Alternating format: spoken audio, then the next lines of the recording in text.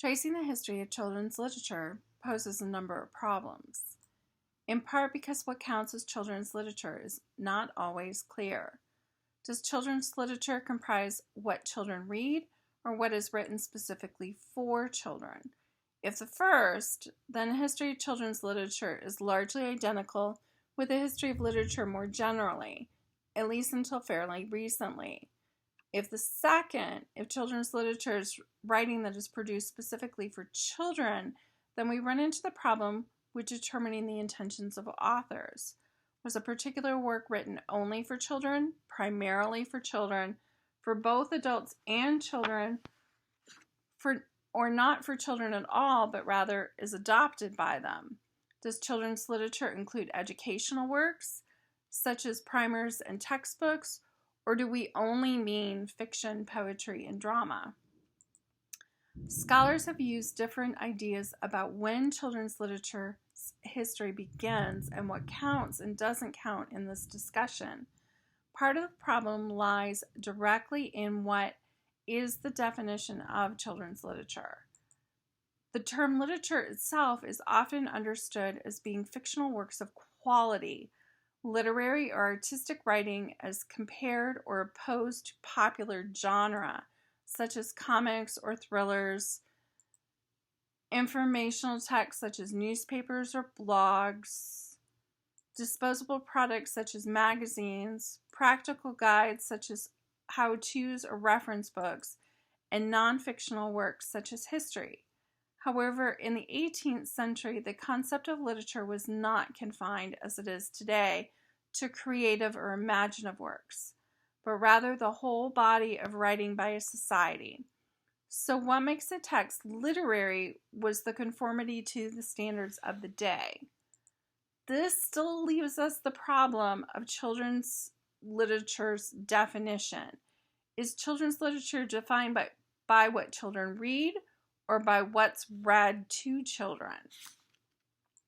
Harvey Dalton, the author of 1932's children's books in England, states that by children's books, he means books printed to give children pleasure, not primarily to teach, not to make a child good, nor to keep them just quiet. With this definition, he thus excludes all school books, all didactic, meaning intending to teach, books, and all alphabet books, primers, meaning a textbook to learn how to read, and spelling books. Dalton's definition is the narrowest, limiting the books specifically produced for children and designed to give them pleasure. Just 20 years later, Henry Steele Commager, American historian and textbook editor, questioned in his introduction to another author's A Critical History of Children's Literature what children's literature means. And he said, is it the literature written especially for the young, the fairy tales and the wonder tales, the nursery rhymes and the songs, even the dull books of etiquettes and admonitions and moral persuasion, the stories of school and playing fields or of far-flung adventures? It's all of this, but far more. It is the whole vast body of literature that children have adopted, commonly to share with their elders, but sometimes to monopolize. It is quite literally their literature.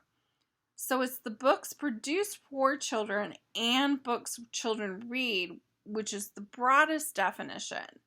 In 1986, president of Holy Names University, Dr. Jeannie Watson, concurs, stating a literary work becomes a children's book when children find pleasure in it. Children themselves claim their own literature. Perry Nodelman, professor emeritus in children's literature at the University of Winnipeg, expands that definition by stating that children's literature should be viewed as a genre, a style, or a category of literature, possessing a consistent set of qualities, including the implications that children are readers of the genre, and that there is use of simple style. The focus is on action rather than descriptions. that the tone is matter-of-fact, the focus is through a child's perspective, and the protagonist is typically a child. The focus of the genre is on innocence, and the acquisition of knowledge is a central subject. University of South Florida's childhood literacy education professor, Jennifer Snyder, takes this definition farther, broadens it in her book, The Inside, Outside, and Upside Down of Children's Literature, From Poets and Pop-Ups to Princess and Porridge, to say that children's literature is an assortment of books and not books, written for children and adults, read by children and adults, and written about children, but not necessarily. She goes further by stating, children's literature is a collection of books as old as the printing press, as new as the latest apps, has all aspects of humanity and inhumanity, and non-humanity. Children's literature portrays all periods of human history, all places around the world, as well as worlds beyond.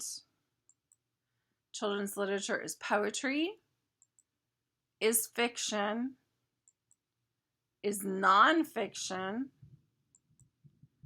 Children's literature is biography, includes picture books and pop-up books, paperback books, and digital ebooks. Children's literature includes many stories and single stories, happy stories, sad stories, and scary stories. In other words, children's literature is created for and read by children and adults. Children's literature is high art, extraordinary writing, and everything in between. All the definitions are equally appropriate and usable throughout the semester. Hopefully by the end of the semester, we will come up with our own definition as to what we commonly refer to as children's literature.